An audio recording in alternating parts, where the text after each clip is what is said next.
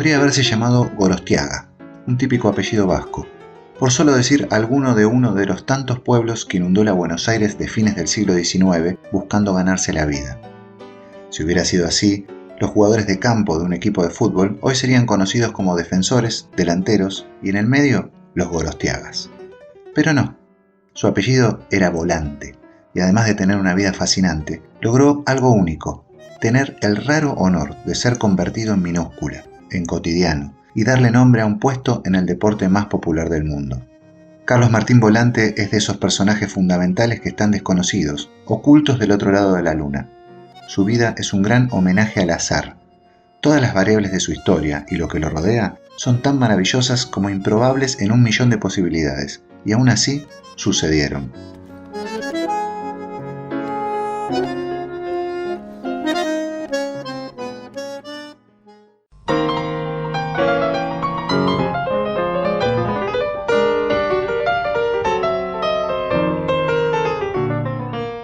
Corre la década de 1930.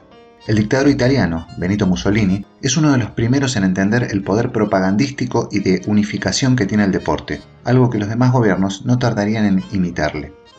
Por eso se obsesiona con organizar el primer mundial de fútbol, el de 1930, pero no lo logra. Uruguay le gana la partida.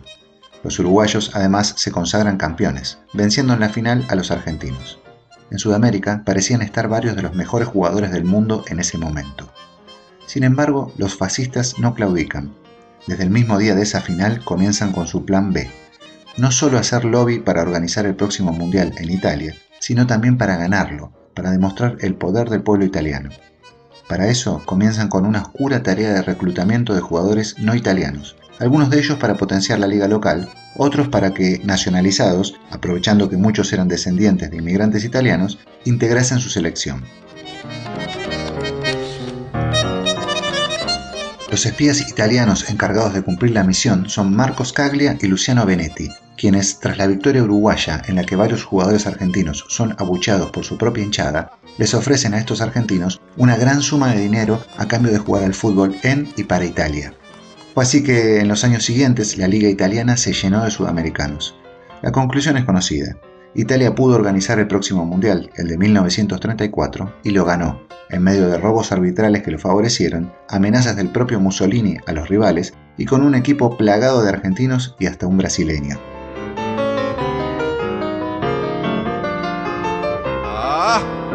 En el medio de ese éxodo llega a Italia un futbolista argentino de 26 años, llamado Carlos Martín Volante. Ya era 1931. El muchacho, descendiente de italianos, se había iniciado en el Club Lanús y fue figura de Platense, además de integrar la selección argentina, aunque sin jugar aquel Mundial del 30. Su madre no quería que viajara, y fue por eso que él pidió una suma astronómica, para que le dijeran que no. Por menos de 150.000 liras no viajo, exclamó con firmeza. Los italianos, sin embargo, le firmaron el contrato sin hacerse esperar. El Napoli fue su primer club en Italia, el punto de partida de esa aventura europea, que siguió en Livorno y Torino. A pesar de jugar en buen nivel, no fue convocado a la selección italiana. Cuando termina el Mundial 34, y ya con el objetivo cumplido, Mussolini se centra en nuevos objetivos aún más oscuros.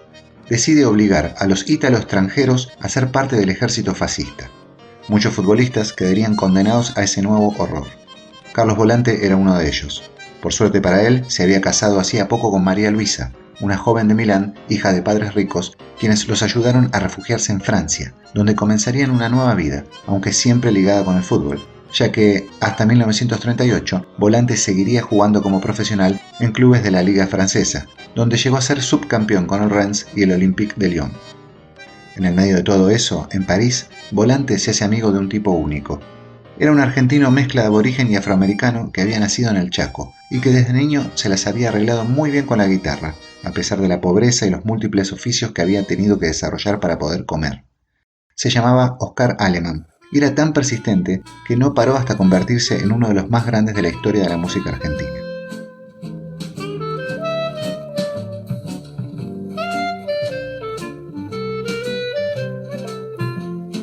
Era de esos tipos que tocaba de todo y siempre lo hacía bien.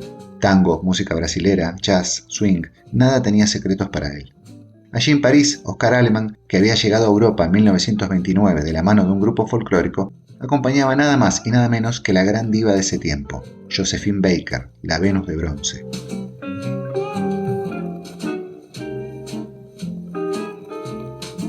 Volante y Aleman no se unieron por la música, sino por otra pasión.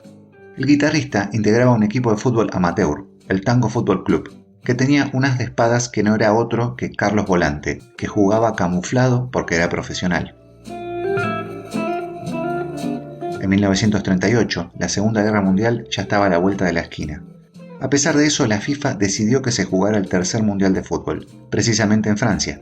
Lo volvió a ganar Italia. Fue una competición muy venida menos, con las ausencias de potencias como Argentina y Uruguay, que no quisieron participar, o de equipos como Austria, que estaba clasificado y no pudo jugar porque ya estaba invadida por la Alemania nazi. Volante, por su lado, se quería volver urgentemente a Sudamérica, huir de lo que se venía. A Oscar Aleman, con muchos contactos en Brasil, ya que había vivido varios años allí, se le ocurrió una estrategia dolorosa, casi humillante para un futbolista profesional argentino, pero que le daría una salida. Lo ofreció como masajista de la selección brasileña que disputaría ese mundial en Francia. Volante, sin recelo, aceptó, y gracias a eso pudo escaparse con su familia cuando terminó el torneo, infiltrado entre la delegación brasilera. Recaló en ese país. Con 33 años, cualquier deportista está más cerca del adiós que del principio. Pero no fue el caso de Volante. Sería el momento en que comenzaría a convertirse en leyenda.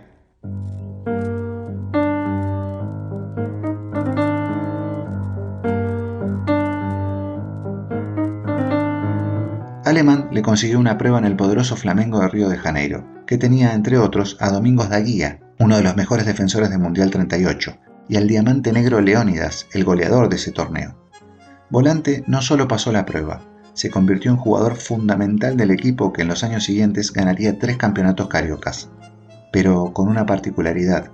Volante jugaba de único centrocampista y tenía un estilo novedoso, producto de sus 7 años en un fútbol muy distinto como el europeo.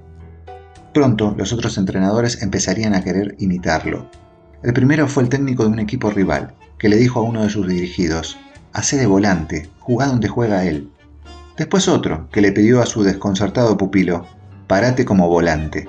Y luego otro, que más taxativo proclamó: «Jugá de volante». Así muy pronto, Carlos Volante y mediocampo se convirtieron en sinónimos, en una manera de pararse y moverse en un campo de fútbol. Al poco tiempo, Carlos Volante vio como su apellido se escribía con minúscula y como sustantivo. Ya él no era él, era un puesto en el deporte más hermoso del mundo.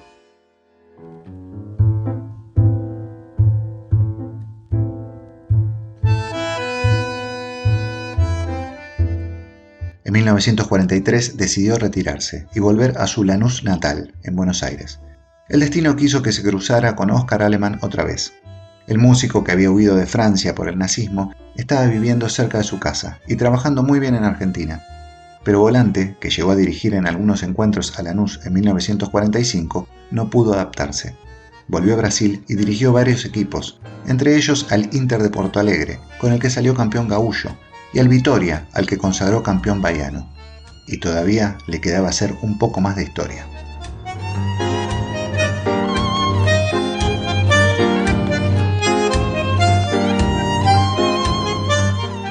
En 1959, la Confederación Brasilera de Fútbol decidió que era momento que se jugara un torneo nacional en ese país. Hasta entonces solo había torneos estaduales. Se juntarían los mejores equipos de cada estado y jugarían una competición donde habría un campeón nacional. Es así que nace el famoso Brasileirao, que en ese momento se llamaba Taça Brasil. El Bahía era uno de los equipos que jugaría ese torneo. La tenía muy difícil en un país que era campeón mundial y que estaba plagado de estrellas entre todos sus competidores. Sin embargo, el Bahía fue avanzando. Dejó atrás a uno y a otro, y contra todos los pronósticos llegó a la final. Pero eso era misión imposible. Lo esperaba nada más y nada menos que el Santos de Pelé, el mejor del mundo. Y encima, su entrenador, Ifigênio de Freitas, decide renunciar antes de la final por conflictos con el presidente del club. Fue así que, con todo por perder, el Bahía llamó a un nuevo entrenador para la instancia decisiva. No era otro que Carlos Volante. Y él, que se había escapado tanto de los fascistas como de una guerra mundial, que había sido masajista de quienes serían sus futuros compañeros, que había alimentado la fuerza en miles de desarraigos, no se asustó.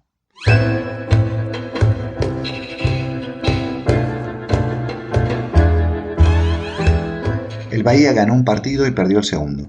El partido de desempate se jugó ya en 1960, en marzo, en Río de Janeiro, tierra neutral. El Santos de Pelé, Pepe y Coutinho, entre otros, que ya se daba campeón antes de jugar, no pudo creer cómo aquel equipo del norte lo barría de la gloria. Fue 3-1 para los dirigidos por Volante. El Bahía no solo se convertía en campeón de Brasil, sino que también sería el primer equipo brasilero en la historia en clasificar a la Copa Libertadores de América, que se estrenaría en 1960. Y Carlos Volante sería el primer entrenador en ganar un campeonato nacional en Brasil.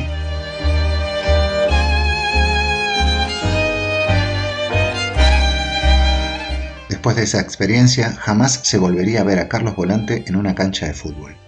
Seguiría viviendo en Brasil varios años más, con María Luisa y sus 2 hijas, hasta que a mediados de los 70 se volverían a Italia, a la bella Turín, donde se habían conocido y donde Volante moriría en el otoño de 1987.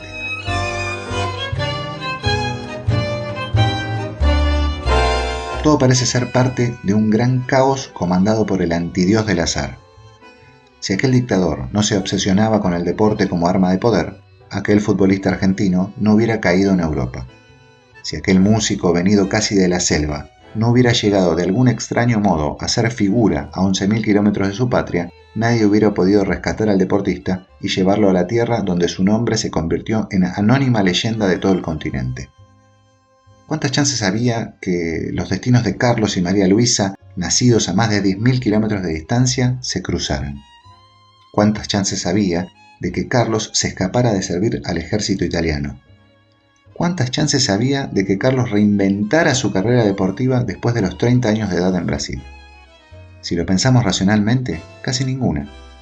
Ni siquiera el diminuto universo cuántico, el reino de lo inentendible para la razón, hubiera podido marear a la lógica tantas veces. O quizás es al revés. Es acá, en nuestro mundo de árboles, abrazos y montañas, donde lo invisible, las alocadas partículas del todo, terminan de aprender el significado del desconcierto. Soy Gabo Merlino. En la plataforma en la que nos estés escuchando, danos like y suscríbete para apoyar este podcast. Esto es Cambalache, la historia del otro lado de la historia.